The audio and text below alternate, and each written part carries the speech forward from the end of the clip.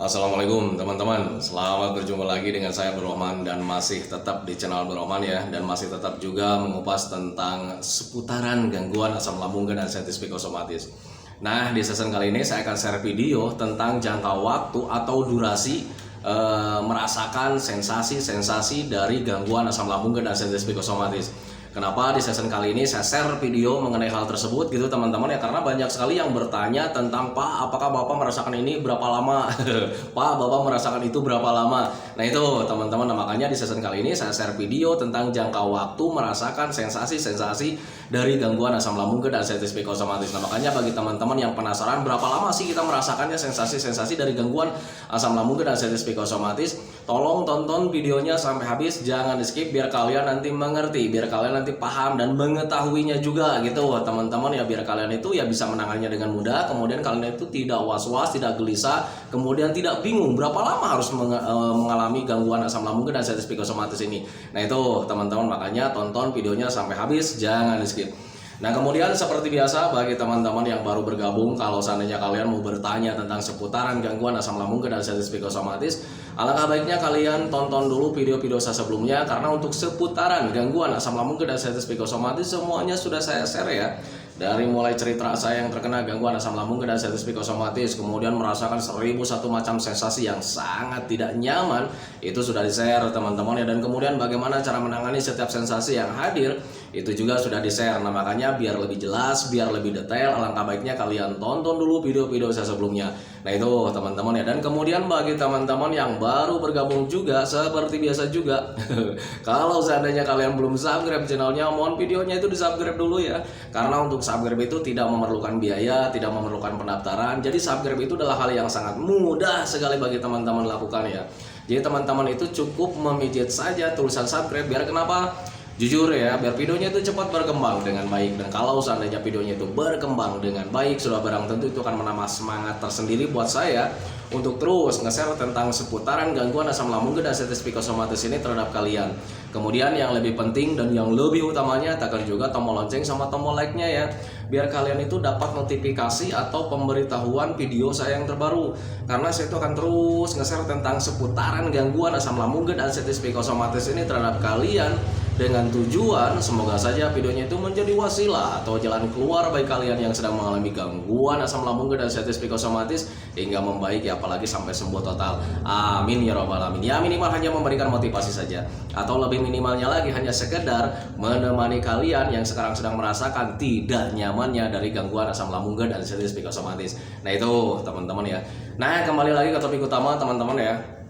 Untuk orang-orang yang terkena gangguan asam lambung dan sensitif psikosomatis, apalagi yang sekarang sedang merasakan berbagai macam sensasi dari gangguan asam, itu kadang selalu ingin menyamanyamakan dengan orang lain, selalu ingin menyamanyamakan keluhannya gitu teman-teman, termasuk durasinya, termasuk jangka waktunya gitu teman-teman. Makanya banyak sekali yang bertanya, dan itu merupakan hal yang sangat wajar ya, karena memang sifatnya itu penasaran untuk orang-orang yang terkena gangguan asam lambung dan sensitif psikosomatis. Banyak sekali yang bertanya, Pak, Bapak itu mengalami begah itu berapa lama? Bapak mengalami pusing itu berapa lama? Bapak menghadapi kelayangan itu berapa lama? Kok saya itu belum membaik-membaik gitu teman-teman ya. Banyak sekali orang-orang yang bertanya seperti itu, dan itu merupakan hal yang sangat wajar sekali teman-teman ya. Kenapa saya katakan hal yang sangat wajar? Karena orang-orang yang terkena gangguan asam lambung dan sensitif psikosomatis merasakan sensasinya itu udah begitu lama gitu teman-teman ya. Kemudian rasanya juga aneh gitu teman-teman ya, dan akhirnya melahirkan kerinduan ya, rindu ingin cepat-cepat sembuh total. Nah itu teman-teman, dan dalam kerinduan itu ditambah lagi ada sensasinya itu yang begitu lama, timbullah rasa penasaran, makanya suka menyamanyamakan dengan orang lain gitu teman-teman. Makanya di kolom komentar itu banyak sekali yang bertanya, Pak, Bapak merasakan begah itu kayak macam gimana, kemudian durasinya itu kayak gimana, kemudian jangka waktu temponya itu berapa lama Bapak menghadapinya. Nah itu teman-teman, makanya banyak sekali yang bertanya seperti itu. Nah bagi teman-teman yang terkena gangguan asam lambung dan sensitif psikosomatis, kemudian sedang merasakan berbagai macam sensasi dari gangguan asam lambung dan sensitif psikosomatis, perlu kalian ketahui teman-teman ya, bahwa kalian itu ketika merasakan sensasi itu, kalian itu tempo semuanya itu tidak bisa ditentukan oleh setiap orangnya itu berbeda-beda teman-teman ya. Nah tetapi perbedaan itu gitu teman-teman ya bukan karena kondisi seseorangnya. Nah itu teman-teman, tetapi selama penyebabnya masih ada, kalian itu pasti mengalami sensasi itu teman-teman. Kayak macam contoh kecil lah di mencret gitu teman-teman ya, banyak sekali yang bertanya, Pak saya itu sekarang sedang mengalami mencret nih ya, mencret karena gara-gara asam lambung misalkan seperti itu. Kadang ada yang bertanya juga, Pak Bapak berapa lama menghadapi mencret itu, karena dulu juga saya mengalami mencret gitu teman-teman. Di video-video terdahulu sudah saya jelaskan penyebabnya dan bagaimana solusinya. Kemudian banyak juga yang bertanya, berapa lama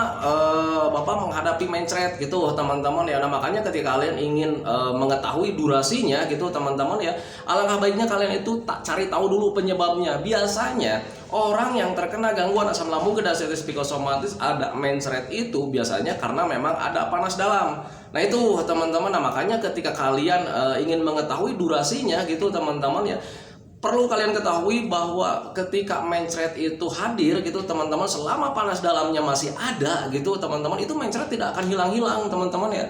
Selama itu pengalaman saya dulu gitu teman-teman, dan ketika menanganinya mencretnya sudah tidak ada gitu teman-teman ya, karena asam lambungnya mulai normal, yaitu mencretnya sedikit-sedikit mulai normal. Nah itu teman-teman, jadi BAB-nya itu mulai berbentuk tidak macam berair kemudian berbusa kayak macam begitu teman-teman ya.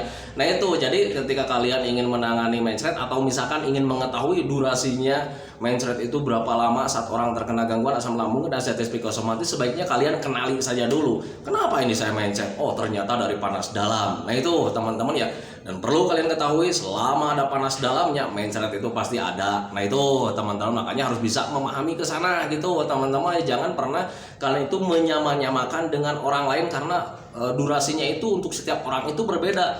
Mungkin saya itu panas dalamnya itu dulu begitu lama gitu teman-teman, akhirnya mencretnya agak lama juga gitu teman-teman ya. Ada juga orang yang terkena mencretnya itu cuma sebentar ya, cuma 2 minggu kayak gitu teman-teman, paling lama cuma 1 bulan kayak gitu teman-teman ya. Ya mungkin karena dia itu sudah bisa menangani panas dalamnya gitu teman-teman ya. Dan kalau misal kalian terkena mencretnya begitu lama, termasuk saya dulu gitu teman-teman, gak usah khawatir teman-teman ya, itu nanti bisa membaik dengan sendirinya kalau seandainya panas dalamnya sudah bisa tertangani. Nah itu teman-teman, dulu juga sama lah gitu ya, ketika saya terkena asam lambung dan sensitif psikosomatis ada mencret, kemudian mencretnya itu agak lama, kemudian setiap hari itu ya kerjaannya itu ya lihat BAB ya.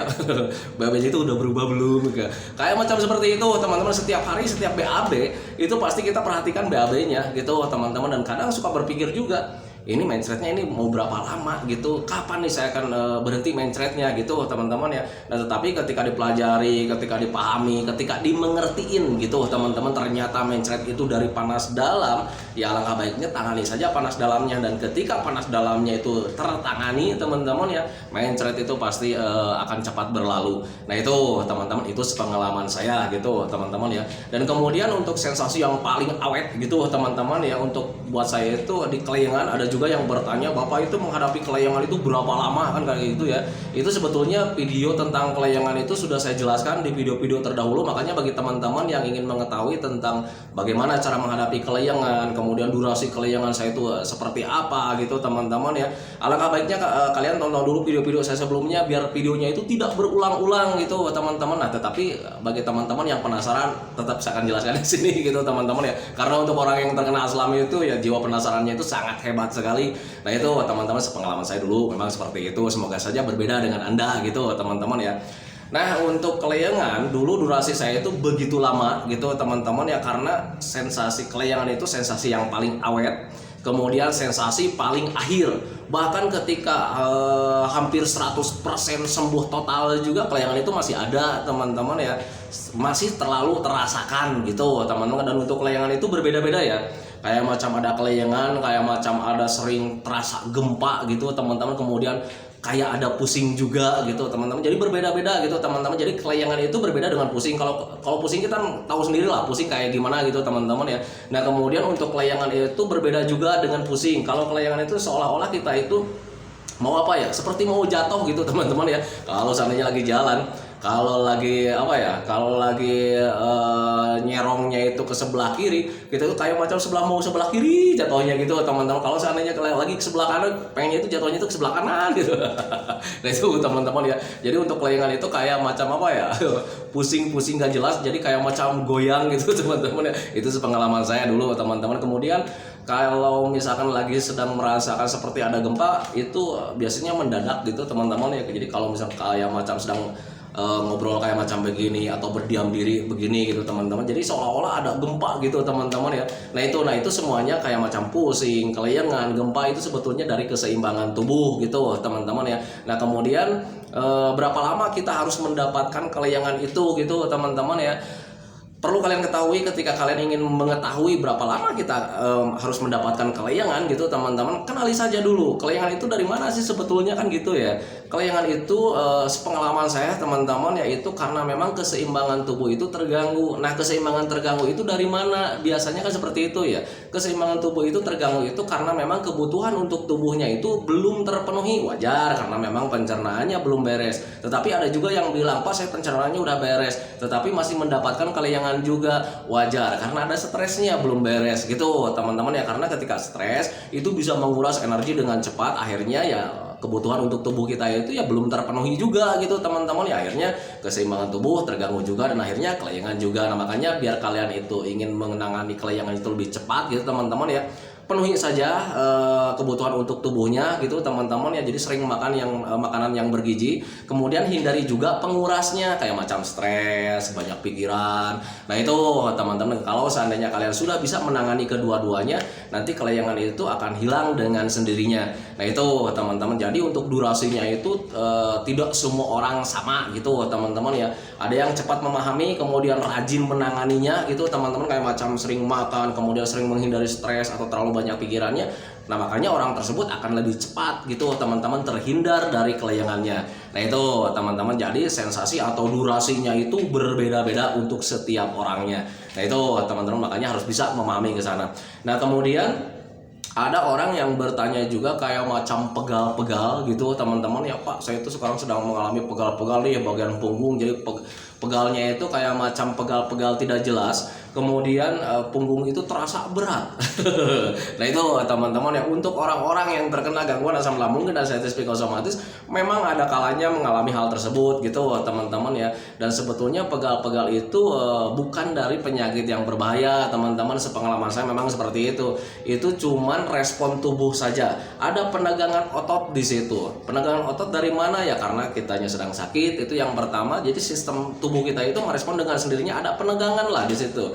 Kemudian ketika kita ada kecemasan juga, otomatis ototnya menegang gitu teman-teman. Kemudian terlalu banyak pikiran, ya otot juga menjadi menegang. Apalagi ya banyak pikirannya itu ke hal-hal negatif teman-teman ya. Dan bayangkan saja kalau seandainya penegangan ototnya itu terus berlangsung begitu lama gitu teman-teman ya, karena memang stresnya masih terus berlangsung juga gitu teman-teman ya. Dan itu bisa menyebabkan pegal-pegal di bagian punggung, kemudian terasanya itu berat ya. Jadi kayak macam kita itu habis bekerja berat ya. Nah itu teman-teman, itu pengalaman saya dulu gitu teman-teman ya. Nah makanya bagi teman-teman yang sekarang ingin mengetahui berapa lama kita nih harus menghadapi pegal-pegal di bagian punggung gitu teman-teman ya. Nah kalau seandainya penyebabnya itu masih ada teman-teman, kayak macam penegangan otot, yaitu akan selamanya kalian mendapati hal seperti itu teman-teman. Nah, makanya biar kalian itu lebih cepat ya, lebih terhindar dari beban punggung gitu teman-teman ya, alangkah baiknya kalian itu hilangkan penyebabnya, kayak macam stres dihilangkan gitu teman-teman. Jadi biar rileks lagi gitu teman-teman ya ototnya itu. Kalau seandainya tidak ada stres ya otomatis ototnya menjadi rileks kembali dan pegal-pegal itu tidak ada. Nah itu teman-teman. Kemudian sakitnya dibetulkan gitu teman-teman, disembuhkan. Nanti juga kalau seandainya sakitnya sudah sembuh, sudah mulai nyaman, ototnya itu menjadi kendor kembali teman-teman, menjadi nyaman kembali gitu teman-teman. Dan itu akan lebih cepat. Nah, makanya untuk durasi pegal-pegal juga sama, tidak semua orang itu sama gitu teman-teman. Jadi kadang ada yang lebih cepat, kadang ada yang begitu lama gitu teman-teman. Tergantung dari setiap orangnya mengendalikan stresnya, mengendalikan sakitnya. Nah itu teman-teman, itu pengalaman saya dulu. Tetapi kalau misalnya kalian tanya berapa lama saya dulu mengalami hal seperti itu, ya jangan jadi patokan buat kalian ya. Saya dulu mengalami hal seperti itu begitu lama teman-teman ya, karena waktu itu belum memahami juga ke arah sana kenapa ini punggung terasa berat, terasa pegal-pegal, jadi pikiran terus ya, dan tanpa disadari justru itu akan menegangkan otot gitu teman-teman ya, dan akhirnya ya lumayan lama juga buat saya sendiri gitu teman-teman. Tetapi untuk orang-orang yang sering datang ke sini, sering sharing dengan saya sepengalaman gitu teman-teman ya, itu mereka tidak begitu lama teman-teman, karena sudah mulai memahami. Jadi ketika mulai memahami, dia mencoba relax, mencoba untuk nyaman gitu teman-teman, dan akhirnya ya otot-ototnya itu mengendor dengan sendirinya, dan akhirnya untuk pegal-pegal seperti itu nggak lama dihadapi gitu teman-teman. Berbeda dengan saya waktu itu, saya itu lumayan agak lama, kemudian lumayan agak alot juga sih sebetulnya gitu teman-teman ya. Nah itu untuk dipegal-pegal. Kemudian untuk sensasi kembung juga ada juga yang bertanya seperti itu, Pak, berapa lama Bapak menghadapi kembung? Untuk kembung itu sekali lagi semuanya juga sama, tidak semua orang itu durasinya atau temponya itu sama gitu teman-teman, tergantung dari setiap orangnya rajin menanganinya gitu teman-teman, menangani penyebabnya. Kayak macam kembung itu sebetulnya dihasilkan karena memang efek gas ya, gasnya sering banyak di bagian lambungnya ya, otomatis sering kembung gitu teman-teman. Dan kalau seandainya kalian bertanya kapan berhentinya kembung itu, kemudian berapa lama durasinya kembung itu, selama kembung itu masih hadir gitu teman-teman, selama asam lambung itu menghasilkan gas terus, itu kembungnya itu nggak akan hilang-hilang. Nah itu teman-teman, makanya ketika kalian ingin menghindari kembung ya tangani saja asam lambungnya, karena kembung itu biasanya karena efek gas yang dihasilkan dari asam lambung yang tidak normal. Nah sekarang bagaimana supaya caranya gitu teman-teman ya, supaya asam lambung itu tidak menghasilkan gas. Nah itu teman-teman, makanya harus sering dinetralisir. Dinetralisirnya dengan apa? Dengan minum air hangat pelan-pelan minimal 8 gelas dalam sehari. Kemudian menjaga jenis makanannya juga. Jangan sampai kalian itu mengkonsumsi makanan-makanan yang bisa memicu asam lambungnya itu nggak normal lagi. Nah itu teman-teman, nah makanya ketika orang-orang memahami ke sana, kemudian tahu cara menanganinya, ya akan lebih cepat terhindar dari kembungnya. Nah itu teman-teman, dan ketika kalian bertanya juga berapa lama saya mengalami kembung juga, untuk saya pribadi sebetulnya untuk sensasi-sensasi itu lumayan lama sih sebetulnya teman-teman ya, tetapi itu jangan jadi patokan buat kalian, biar nanti kalian itu tidak was-was, tidak gelisah ya, wah Pak Abdurrahman lama ya menghadapi kembung itu. Nah tetapi kalian tengok orang-orang yang cepat membaik teman-teman ya. Jadi kalian itu jangan berkaca sama orang yang lama sembuhnya. Kalau seandainya kalian berkaca dengan orang yang lama sembuhnya, nanti kalian itu malah timbul ketakutan teman-teman ya. Wah ini Pak Abdurrahman juga lama disembuhnya, nanti saya juga pasti bakalan lama karena saya itu baru dapat 2 bulan misalkan seperti itu. Itu justru nanti akan menimbulkan ketakutan, dan ketika kalian ketakutan nanti stres tersendiri, dan akhirnya pencernaannya itu ya nggak membaik teman-teman. Nah makanya untuk saya pribadi temponya jangan sampai jadi kaca buat kalian. Nah itu teman-teman, jangan sampai jadi contoh buat kalian. Tengok orang yang sekarang itu sedang benar-benar sembuh, kemudian apa ya, benar-benar singkat gitu teman-teman ya. Jangan kalian berkaca dengan pengalaman saya. Kalau untuk pengalaman saya itu, nah itu temponya itu begitu lama ya. Nah itu teman-teman, karena waktu itu saya tidak ada yang membimbing, tidak ada yang menemani teman-teman, kemudian tidak ada yang selalu mencerahkan gitu teman-teman, tidak ada yang menyemangati dulu gitu ya. Nah makanya durasinya itu ya lumayan agak lama gitu teman-teman. Tetapi bagi teman-teman yang selalu mengikuti channel ini, saya mengupayakan terus memotivasi kalian setiap hari, selalu mengupayakan mengingatkan kalian biar kalian itu ya tidak terlalu lama kayak macam saya. Nah itu tujuannya memang ke sana gitu teman-teman. Nah makanya jangan jadi patokan durasi. Saya itu berbeda dengan Anda itu pasti bakalan lebih cepat karena Anda sekarang banyak yang mengingatkan. Nah itu teman-teman, makanya harus bisa memahami ke sana. Nah kemudian ulu hati terasa sakit, kemudian dada terasa panas, itu juga sama gitu teman-teman ya. Temponya untuk setiap orang itu berbeda-beda. Siapa yang rajin menanganinya gitu teman-teman, karena memang tahu penyebabnya, maka orang tersebut akan lebih cepat. Berbeda ketika kalian menghadapi sensasi kemudian tidak tahu penyebabnya, makanya untuk menanganinya itu jarang-jarang gitu teman-teman ya. Nah makanya durasinya juga akan begitu lama kayak macam saya dulu gitu teman-teman. Makanya ketika kalian sekarang ingin menangani sensasi-sensasi biar durasinya tidak terlalu lama gitu teman-teman ya, Ayo lakukan metode-metodenya dengan konsisten, jangan pernah menyerah, jangan pernah kalian itu malas-malasan teman-teman ya, karena dengan menyerah, dengan malas-malasan justru itu perkembangannya itu akan melambat. Nah itu teman-teman, itu pengalaman saya, tetapi berbeda ketika semangatnya hadir, kemudian tekadnya kuat untuk menangani setiap sensasinya gitu teman-teman ya, itu perbaikannya akan lebih cepat. Nah itu teman-teman ya, makanya harus bisa memahami ke sana. Nah itu teman-teman ya, video dari saya tentang jangka waktu atau durasi kita merasakan sensasi-sensasi dari gangguan asam lambung dan sensitif psikosomatis. Sekali lagi saya sampaikan, untuk durasi itu setiap orangnya berbeda-beda gitu teman-teman, tergantung daripada siapa yang cepat memahami, tahu penyebabnya, kemudian cepat menanganinya, konsisten menanganinya dengan seksama gitu teman-teman ya, nanti itu akan lebih cepat. Nah itu teman-teman, berbeda dengan orang-orang yang malas mencari tahu, kemudian malas juga menanganinya. Nah makanya itu durasinya akan begitu lama gitu teman-teman. Jadi perbaikannya itu melambat ya, lambat. Tetapi kalau misalnya dikatakan apakah bisa sembuh, bakalan sembuh teman-teman ya, karena untuk asam lambung dan sensitif psikosomatis semua sensasinya tanpa ditangani apapun gitu teman-teman itu bakalan membaik, bakalan sembuh total. Cuman yang membedakan ya, kalau seandainya orangnya konsisten menanganinya bakal lebih cepat, tetapi berbeda dengan orang yang malas-malasan, apakah bakalan sembuh? Bakalan sembuh, cuman durasinya mungkin agak begitu lama. Nah itu teman-teman, makanya nggak usah khawatir. Nah itu teman-teman ya. Nah itu teman-teman video dari saya, semoga saja videonya itu menjadi wasilah buat kalian, semoga saja videonya itu menjadi pencerahan buat kalian ya, minimal hanya sekedar menemani kalian lah yang sekarang sedang merasakan tidak nyaman ya dari gangguan asam lambung dan sensitif psikosomatis.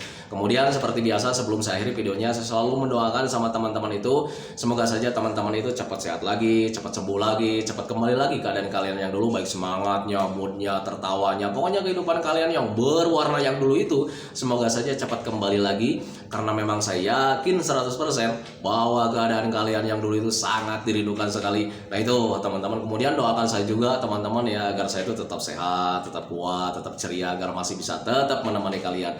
Nah itu teman-teman ya, saya hentikan videonya teman-teman ya. Assalamualaikum warahmatullahi wabarakatuh.